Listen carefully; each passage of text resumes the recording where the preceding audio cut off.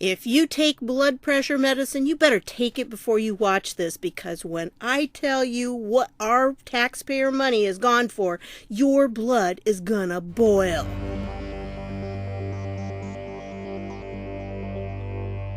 Hey everybody, this is Deb with Truthfication Chronicles, and oh man, this one just burns me. Alright? I gotta share it with you because you need to see this. Alright, first of all, you know that I've kind of been keeping an eye on all these codels that they take, the congressional delegations. These members of Congress go running all over the world on our taxpayer money. Well, you know what? This one, I don't have the documentation for how much it cost us, but I do know that it was a codel and it was on our dime, and you need to find out what happened. Listen to this. This has to do with a Democratic senator. Oh, are you surprised? Yeah, his name's Chris Murphy. He's from Connecticut. So if you're from Connecticut, you need to write this guy. Hammer him with letters, whatever the case is. Get your friends, everybody else, because this guy is a creep and he's working against the United States. All right, so let's go into this. This Democrat senator held secret meeting in Munich with Iranian Foreign Minister Zarif.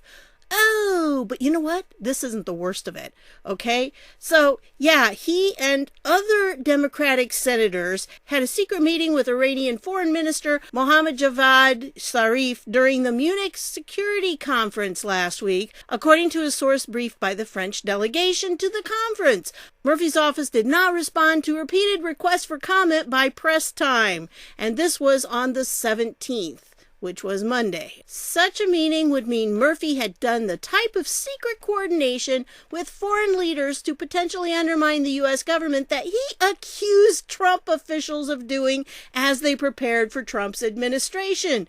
In February 2017, Murphy demanded investigations of National Security Advisor Mike Flynn because he had a phone call with his counterpart to be in Russia. And I got news for you. This Murphy guy is not part of the transition team for a new president. Yeah, he's just some senator. That's all he is. Okay, I don't care what committees he's part of. It doesn't make any difference. What you're going to find out that he did just is, I cannot believe that this is where our taxpayer money goes. This is what this guy said back when it was Flynn making a phone call, which he was going to be the national security advisor. He actually had a reason to make phone calls to people of other countries. But this guy, oh no, he's just a senator. But listen to this. This is what he had to say back then. Any effort to undermine our nation's foreign policy, even during a transition period, may be illegal and must be taken seriously.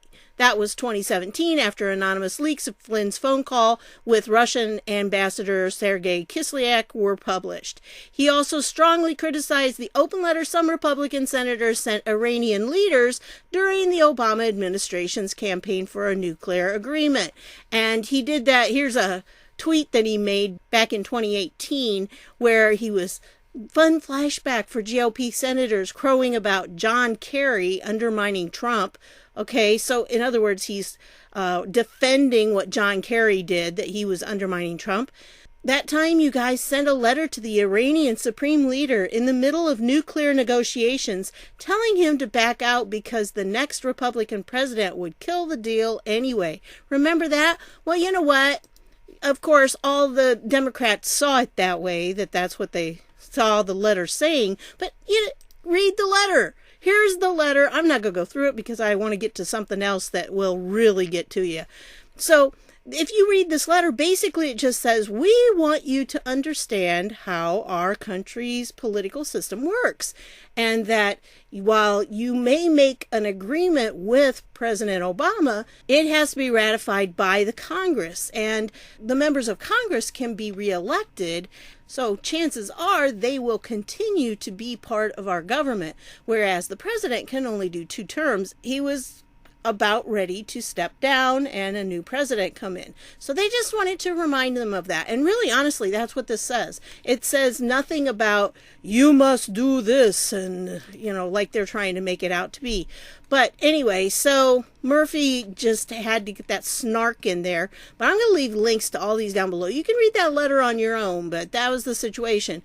So at that time, Murphy has previously defended rogue meetings, and if they're done by Democrats, such as former Secretary of State John Kerry, and that's what that tweet is linked to right there. And so this is from Christian Whiten, who is a former State Department senior advisor in the Trump and George W. Bush administrations. He says, unless it was authorized by the president or Secretary of State, conducting independent foreign policy sends mixed signals to our adversaries.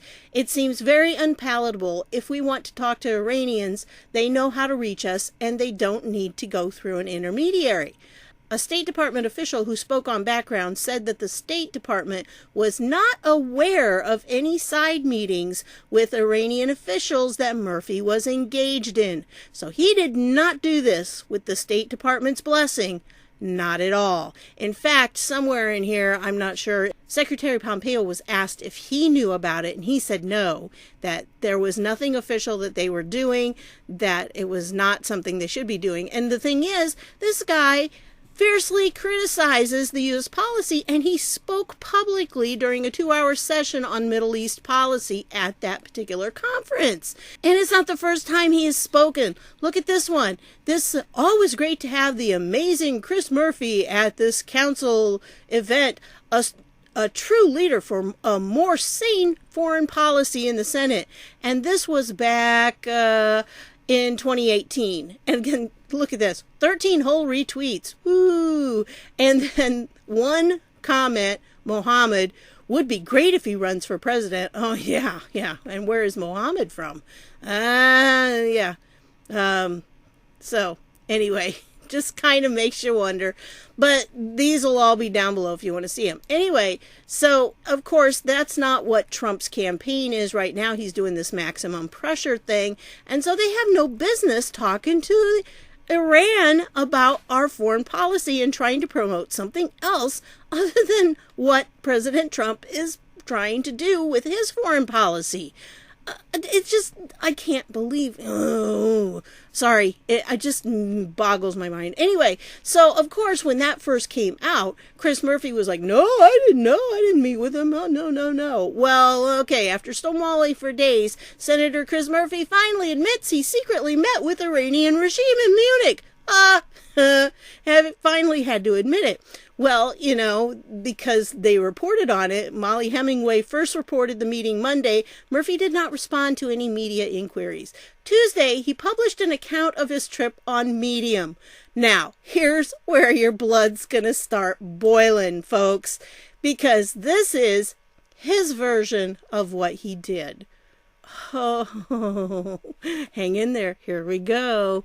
Behind the scenes of my trip to Ukraine and Munich. Yeah, he went to Ukraine too. It hasn't said that yet, but oh yeah, he went to Ukraine. I just got back from a return trip to visit President Zelensky in Ukraine and a stop at the important Munich Security Conference in Germany. As is my habit on the long plane ride home, I wrote a candid, behind-the-scenes summary of my trip. I don't know about you, but that just seems like he is trying to cover his tracks. I think that this was not written until after he got caught, that people started putting it out there that he had done this, and it was like, woo, I gotta cover my butt because they're caught me. Yeah. So anyway, I find that these journals help me digest my thoughts about these foreign trips, but it's also a helpful way for you to see what really happens on these congressional delegation trips. Oh yeah, folks, you're going to see what really happens here, and that's what's going to make your blood boil. And why they are so critical to U.S. foreign policy. Honestly, folks, this guy is a senator. He is not part of the State Department. He is not our Secretary of State. He is not our president. He should not be negotiating any foreign policy. It's not his job. But yet, this is what he did. As usual, this summary is long, but I hope you'll find it worth your time. Okay, it is kind of long. It says up here it's a 10-minute read. It'll probably take me longer than that because, I got to make comments. Just because I can't read it without. So anyway, back to Ukraine. In the middle of the impeachment process, I approached my friend, Wisconsin Senator Ron Johnson, on the floor of the Senate. Now, I would really like to find out from Ron Johnson if this is what happened, because I don't know how much Ron Johnson was actually with this guy when he was doing some of this. I would like to know. Ron, are you going to the Munich security conference this year? I asked. I mean, really, seriously, who writes something down like this? Yes, these are his thoughts as he's flying home from doing this. Okay, it sounds to me more like a short story that someone wrote. If the trial ends in time, he replied, I have an idea. I think you and I should go see Zelensky on the Friday before the conference. Wouldn't it be important for you and me to go there directly after impeachment to send a signal that there is no distance between us or Democrats and Republicans in general on supporting Ukraine? Johnson immediately agreed, and we quietly started to plan. Again, I'd like to hear Johnson's view of this. Back in September, Johnson and I traveled to Ukraine together to see Zelensky and found ourselves right in the middle of the final stages of the corruption scheme that would become the subject of the impeachment of President Trump. Well, he still has not realized that that was not a corruption scheme. But, he's Democrat. That's what he's got to say.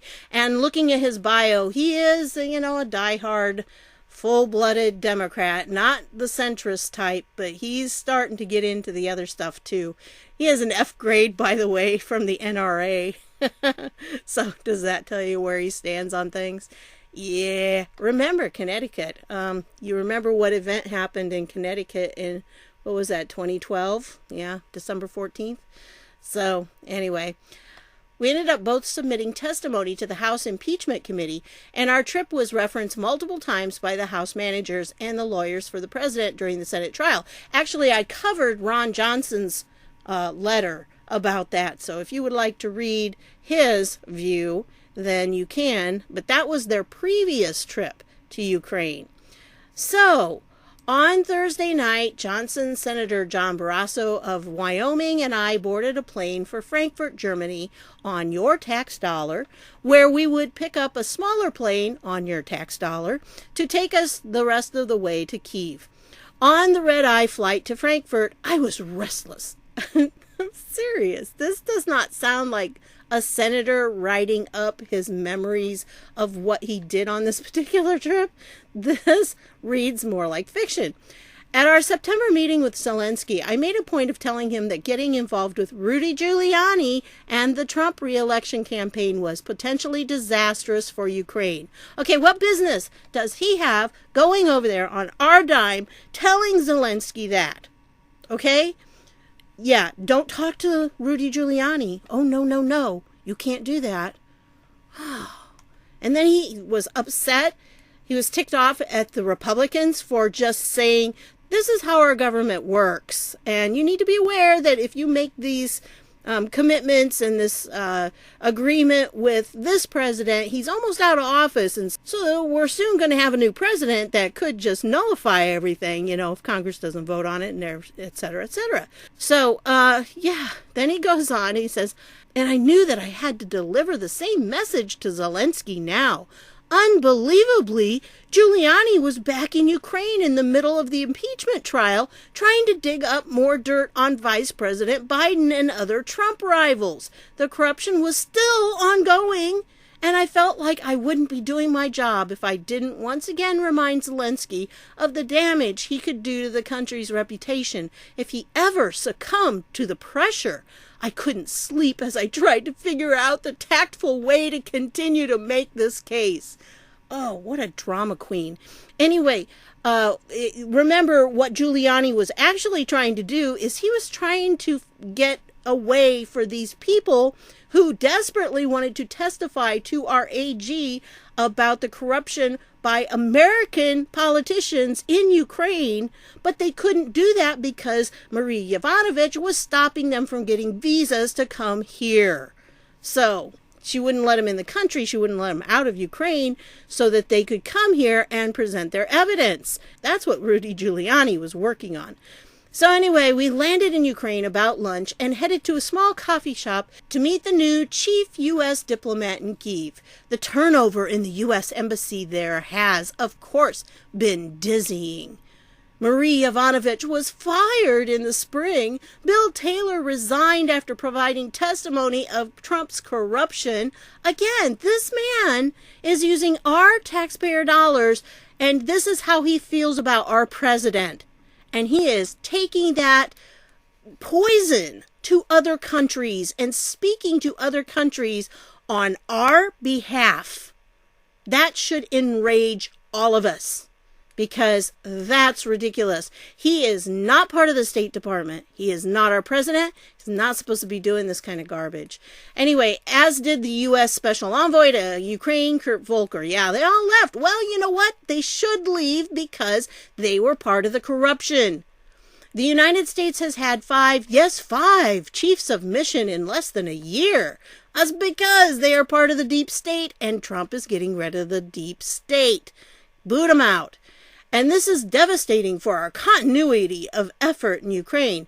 No, it's not devastating. It's actually good because we're getting rid of the corruption.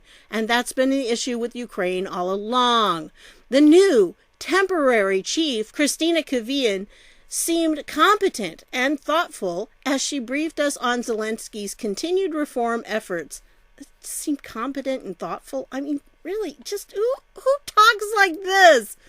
Sitting next to her at the coffee shop was David Holmes, one of the star witnesses of the impeachment trial. Holmes was the staffer who overheard Ambassador Sondland's call with Trump, in which Trump told him that all he cared about in Ukraine were the investigations into the Bidens. This was the guy with the bionic hearing that could hear the phone call even though, it was on his cell phone and he was at a noisy cafe, and but he heard what Trump was saying. Yeah, I don't believe that for one bit. Anyway, then it goes on. It says, unlike Alexander Vindman and Gordon Sondland, Holmes has not yet been purged by Trump. Holmes is a smart, committed, career non-political State Department staffer. Okay, I see career there. Yeah, You know what that tells me? He's probably part of the deep state because they're the people, these career politicians that are unelected, who think that they are in charge of foreign policy. Okay, so that's not a politician. He's actually a bureaucrat. But, and he says non-political? Yeah, just as you are non-political, right? No. This guy is so Democrat. I worry that it may be just a matter of time before Trump's campaign of vengeance reaches Holmes, too. Yep, because he's deep state as well, so he probably will be getting the ouster. But you remember, some of them resigned. I mean, it's not like Trump really fired them all. Besides, why is anybody surprised that a guy who for years was on TV making a profit off of saying, "You're fired," is firing people? Why should that surprise anybody? It shouldn't. It's who he is. And if you don't know that, you're stupid. Okay? So anyway, it goes on. After a half-hour meeting, we made the short walk to the presidential palace. Zelensky is impressive. A first-time politician who made his name as a TV star in Ukraine. He is pushing hard for reform. He probably did have a lot to talk to Trump about, actually. He has passed a number of bills into law taking on corruption, and Trump's undermining of Zelensky. Trump's undermining. Trump did not undermine Zelensky. Oh, just at the moment when Zelensky was beginning to make progress on cleaning up the country was devastating. Oh, did the lies just continue? The fantasy world. But on this day, Zelensky has a new beef with the United States, and he doesn't waste any time expressing it. Radio Free Europe, Radio Liberty, a U.S.-funded news outlet in Europe, Asia, and the Middle East, aired a story reporting that Zelensky had secretly met with a Russian official during his recent trip to the Middle East. Oh, look! It's promoting fake news, too! It seems like the United States is just filled with fake news outlets. Is it surprising that our money goes to fund this fake news outlet, Radio Free Europe, Radio Liberty? Am I surprised? No, not at all. He says this is not true, and he worried that since the outlet is funded by the U.S. government, which it should not be doing stuff like that if it's funded by the U.S. government, I agree on that, there will be an impression that the U.S. government is trying to find another way to undermine his government. Undermine, again! This is just such a warped perspective. This is the last man I want talking to other foreign leaders. I just don't want him talking to them. His complaint is a sign of how fragile our relationship with Ukraine is. It's not fragile. It's not fragile at all. They need us more than we need them. They really do.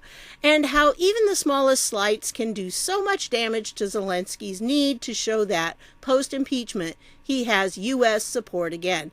There was no slight. There was no slight at all. We promise him we will look into the matter. If it matters to you, I tell him, then it matters to us. He seems pleased with our response. I have 2 more objectives for this meeting before we leave. First, I want to get his suggestions for how the U.S. can step up aid and support for Ukraine. I believe there's an opportunity to build support in Congress for a new aid package for Ukraine, and I want to make sure it reflects what Zelensky really needs. He calmly ticks off a short list of investments that he cannot afford in the middle of a war with Russia that the U.S. could help with. Yeah, I'm kind of thinking maybe this Murpy guy is more interested in how he can pocket some of that aid once it gets over there. He's trying to figure out, who can I get it to that's going to give me a kickback? Yeah. Then I turn to the touchier subject. Mr. President, your instinct has always been right to stay out of American politics. You've always understood the damage that could have been done if you got involved in our presidential election. But there are reports that Mayor Giuliani isn't done trying to dig up dirt on Trump's opponents. No, he was trying to find out what really happened in 2016. Has nothing to do with the 2020 election. And frankly, right now, look at Joe. Joe's not doing anything worth squat. Joe's not going to make it. Because he's not the chosen one, by the way. He was here in Ukraine in December, we understand. And I just want to ask you directly if you are still feeling pressure to help with his investigations. Zelensky clearly doesn't want to talk about this, and I don't blame him. In other words, Zelensky said, no, I don't feel any pressure. And this guy doesn't want to admit it. You know, Zelensky has been very consistent about that. He didn't feel any pressure. He never saw it that way, and he couldn't believe that the American press and the Democrats were making it into something that it was not. But he tells us that, though Giuliani has long wanted a meeting with him, he has always stayed clear of Giuliani and intends to keep it that way. He has no intention of getting involved in American politics any more than he already has, unintentionally. As an actor, I always dreamed of becoming famous in America, he tells us, breaking away from Ukrainian and speaking to us in English. And now I'm famous in America, but not the way I wanted. Everybody, all the Democrats are calling him a big liar. I wouldn't want to be famous that way either. So then we go back to Munich. Okay, that was the Ukrainian part. All right, now we go back to Munich. The preeminent national security conference in the world each year takes place in February in Munich, the Munich Security Conference. Back then, I was traveling around the world at the right hand of who? Senator John McCain. Now do you know who this guy is? Yeah, that pretty much says it all, doesn't it? I came to this conference often with him. Oh, I bet you did. I haven't been in several years. But with the impeachment scandal and near war with Iran, I decide that this is a year that I need to be there. And there is someone specific at Munich that I feel that I need to see. So he gets on a little plane with our taxpayer dollars and goes there. As usual, there's a big congressional delegation there. In other words, a lot of people used our money to go. Yeah. I'll be anxious to look and see what that is going to cost us. By the time Johnson, Barrasso, and I arrive late on Friday night, Speaker Pelosi has landed with a large delegation of House members, and over a dozen senators are on the ground in Munich, too. A dozen senators, and she has a big bunch of House members. How much did this thing cost us? Big time bucks. And do you want to think? I bet the majority of those House members were Democrats. That's the way it's usually been. They may have had one or two token Republicans, but yeah, it was Democrats. I'll bet you anything. On Friday night, I attended a dinner hosted by, guess what? The Open Society Foundations, George Soros' organization that funds pro-democracy efforts around the world. He doesn't even hide it. Do they not understand what it means when you're taking George Soros' money? This is the whole thing. George Soros is the leader of the Democrat Party. He's the one that pulls the strings. He's the one that tells them to dance. They dance when he tells them to. That's it. And the Carnegie Endowment for International Peace, another winning organization. I am one of the dinner's speakers. Oh, is this the guy you want speaking? Well, I guess he probably says the words that George Soros wants him to. Now, I haven't looked up to see how much Chris Murphy gets from George Soros, but I'm kind of willing to bet that there's some good campaign donations there for him. I am one of the dinner speakers, and I make the case to the distinguished attendees that, quote, Americans are frankly losing faith in democracy, as are Europeans. Democracy hasn't delivered during the past 50 years for people in my country. Wages aren't going up. Retirement is getting harder. Climate change is still a menace. Okay, what country is this guy living in? Is he living in the United States? Wages aren't going up. Yes, they are. Look at the data. Retirement is getting harder. No, it's actually getting easier because now the 401ks and all this are starting to really come in. And so people have more money to be able to retire on. Yeah. Oh, climate change is a menace. Menace. Dennis the Menace.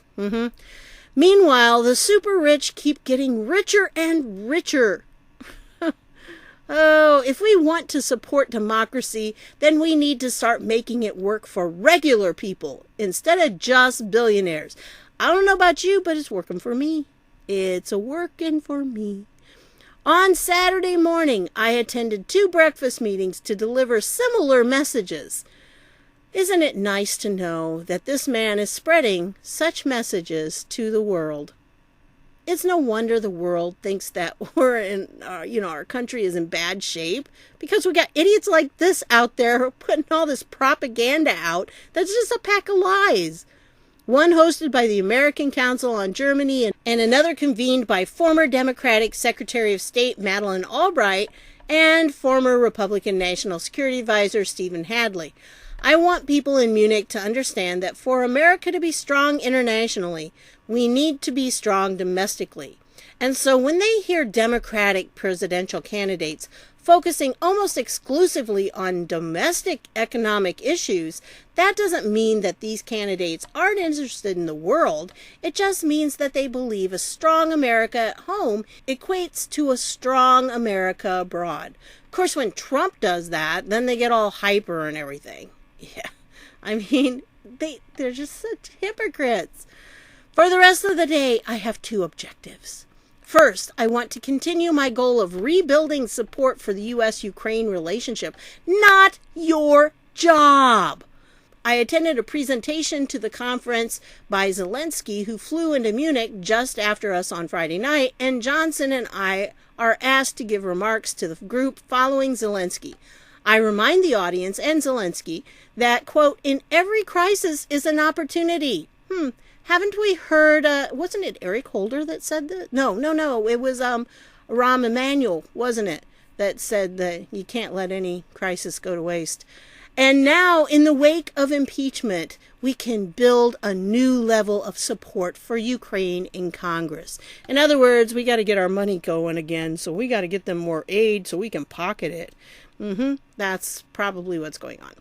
Next, I recruit Republican Senator Rob Portman to attend a lunch hosted in Zelensky's honor at a restaurant down the street from the conference. Portman and I offer similar remarks to the lunch crowd. Really? Did Rob Portman say those things? You know, how democracy's just not working for the United States? I don't think so. You know, I would like to get their points of view on this, really. And we get a chance to talk directly with Zelensky some more. On the short walk back to the conference, I buttonhole Portman to support the legislation I am considering drafting to increase American help for Ukraine. That sounds like a good idea. Okay, now it's not necessarily a bad thing to give Ukraine more aid. It's just we need to make sure we monitor how that aid is applied, because a lot of the aid in the past has been siphoned off for political purposes to American politicians. That sounds like a good idea, Portman says. By mid-afternoon, I feel very confident that Zelensky is going to come away from this weekend more confident than ever that, at the very least, the United States Congress has his back again. What? President Trump has his back? There was nothing wrong with the phone call. Get over it. My second objective is to make some waves. Look at this. To make some waves within the large Middle East delegation that is in Munich. Okay, not your job. Your job is not to make some waves. You need to leave this to Secretary Pompeo. This is his job. This is what he and his State Department people do, not you. You shouldn't be making some waves. Trump's Middle East policy has been an unmitigated disaster. Again, this guy is representing us out there on our dime. Everywhere you look in the region, he has helped make things worse. Our troops are at risk of being kicked out of Iraq. Iran is restarting elements of their nuclear program. Syria is more dangerous than ever. Lebanon has fallen into the hands of Hezbollah. I have been invited to sit on a panel of Middle East foreign ministers. Why? Why is a senator sitting on a panel of Middle East foreign ministers? I am the sole U.S. figure on the panel. Oh, wow. I was really worried that there might be some other senator that actually loves our country that could represent it well. And I used the spotlight to make the case that the overriding U.S. interest in the region should not be trying to help Saudi Arabia gain preeminence over Iran, as is the policy priority under Trump. Oh, man. You know, this guy, just too full of himself, really. That's not what's happening at all. He has no clue what's going on, and he's out there acting like he's an authority on this. Our goal instead should be reducing, not ramping up tensions between these two regional powers, not on trying to make sure one side eventually prevails. No doubt Saudi Arabia is an ally, but they are a deeply imperfect ally, and we should be more conscious about when our interests align with their interests. My comments are provocative, but they are designed to be. I want the leaders in Munich to understand that Democrats have a different view of the Middle East than Trump. Not your job! This will be welcome news to some at the conference. And it's ticking all of us over here off. Oh, God, you know, this whole thing right here about Iran, it totally ignores the fact that Iran wants to get nuclear weapons so they can blow us up. Oh, yes, let's treat them nicely. An important meeting, you think? As the sun sets in Munich, I have one more mission. I'm telling you, this guy needs to be a fiction writer. For years, I have met on occasion. For years, look at this. For years, I have met on occasion with Iranian Foreign Minister Javad Zarif during both the Obama and Trump administrations. Why? Why is this guy meeting with this Iranian foreign minister? He is not our Secretary of State. I have no delusions about Iran. Oh, yes, you do. So far, you think they're better off in the Middle East if Iran has more power than Saudi Arabia. They are our adversary, responsible for the killing of thousands of Americans and unacceptable levels of support for terrorist organizations throughout the Middle East. Yeah, Don't forget that. But I think it's dangerous to not talk to your enemies. Discussions and negotiations are a way to ease tensions and reduce the chances for crisis. Yeah, as long as you don't give them a bunch of stuff like Obama did. Oh, we won't talk about that, right? All the money. But Trump, of course, has no such interests. For the last 3 years, there has been no diplomatic channel between America and Iran. Lie. And not coincidentally, tensions have escalated, most recently resulting in over 100 American soldiers being injured in an Iranian rocket attack on a U.S. base in Iraq. I plan to meet Zarif Saturday night in his hotel suite, and I have several goals for the meeting. First, I want to gauge whether he thinks the reprisals for the Soleimani assassination are over, and I want to make sure it is 100% clear to him that if any groups in Iraq that are affiliated with Iran attack the United States forces in Iraq, this will be perceived as an unacceptable escalation. Serious, this guy thinks he's our Secretary of State. He is delusional. Zarif may not have control over Iran's military decisions, but he is the country's chief diplomat, and I want him to know that our government is united on this point. Yeah. Okay. Second, I want his help in Yemen. I tell him that I know it is not a coincidence that the recent uptick in attacks from Iranian-aligned Houthis in Yemen started right after the Soleimani killing. I tell him that Iran shouldn't let the Houthis waste an opportunity for peace. Of course, he predictably tells me that it's the Saudis, not the Houthis, that are holding up progress on peace talks. But I do manage to get his attention on one subject. I bring up a recent terrible decision by the Houthis to implement a 2% tax on all humanitarian aid being distributed by the U.S. and other donors in Yemen. It has been temporarily but not permanently suspended and caused the Trump administration to rightly consider pulling our aid efforts. Zarif claims he is just learning of the issue this week. Yeah, right. And he tells me that he is going to get to work on solving this problem when he returns home, while also coyly reminding me that he doesn't control the Houthis, you think? Lastly, I raise the issue of American prisoners held in Iran. I mean, really, this guy thinks he is the Secretary of State. He is ready for this inquiry. He already knows how much I care about releasing innocent Americans from custody, and we spend a few minutes discussing how the situation could be resolved. I don't know whether my visit with Zarif will make a difference. I'm not the President or the Secretary of State. Well, gee. Sounds like you are, from what you're saying. I'm just a rank-and-file U.S. Senator. Yeah, you needed to remember that before you made all these meetings. I cannot conduct diplomacy on behalf of the whole of the U.S. government.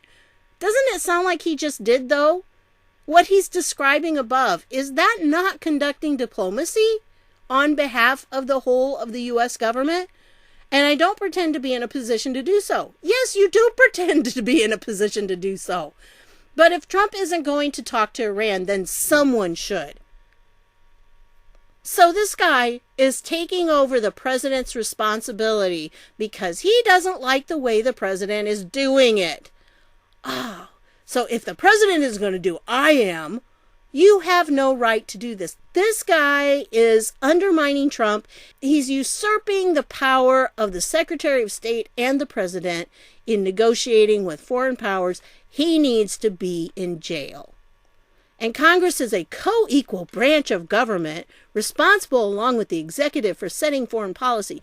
Y'all know, I've been telling you this, that what we're seeing play out is a huge power grab by Congress trying to take over all the power in the government because they want to have, take over those powers from the president. And that's what we saw in the impeachment, actually, that we were watching them try to take power over the Senate, try to take power over Trump, and Trump wasn't having any of it. And that's what we were really watching, a power struggle between the branches.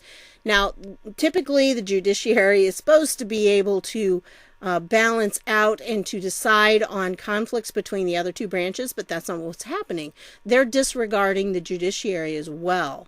So They think that they have all this power. See, this guy is power mad. He thinks that he has as much responsibility to set foreign policy as the executive. I got news for him. He doesn't. That is a responsibility that's given to the executive.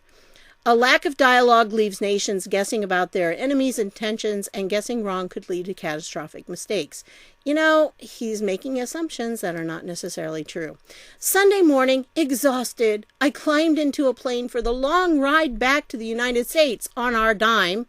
My extended family always takes a vacation together during the kids' February school break, and I'm a day late in joining the rest of the Murphy clan.